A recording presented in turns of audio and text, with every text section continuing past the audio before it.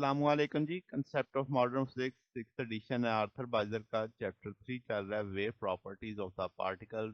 Exercise का पहला problem है हमारे पास। वो कहता है फोटॉन और पार्टिकल की सेम वेवलेंथ है, जस्ट ये गिवन डाटा है।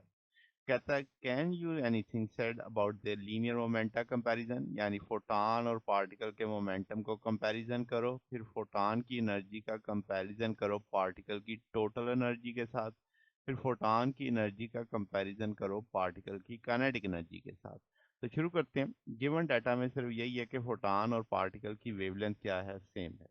तो हम जानते हैं लैम्डा बराबर होता है एच ओवर पी। अगर एच कांस्टेंट है तो आपके पास लैम्डा भी इधर नीचे ले आए तो पी भी कांस्टेंट हो जाएगा, यानी लैम्डा भी कांस्टेंट एच भी कांस्टेंट, तो पी भी क्या होगा, कांस्टेंट होगा। तो मोमेंटा उनका क्या रहेगा, सेम रहेगा। फिर फोटॉन एनर्जी का पार्टिकल एनर्जी के साथ कंपैरिजन किया जाए तो फोटॉन की energy is equal to P C लिखी जा सकती है। फिर अगर हम पार्टिकल की टोटल एनर्जी की बात करें, चूंकि रेलेटिविस्टिक होगी, तो हम कहेंगे P C whole square plus M naught square, M naught C square whole square, यानी ये रेस्ट मास एनर्जी है, ये उसकी काइनेटिक एनर्जी है पार्टिकल की। दोनों मिलके ये टोटल पार्टिकल की एनर्जी बना रहे हैं। तो अगर देखा जाए तो ये एनर्जी जो है ज़्यादा होगी, तो हम कहेंगे पार्टिकल की एनर्जी फोटॉन की एनर्जी से ज़्यादा है।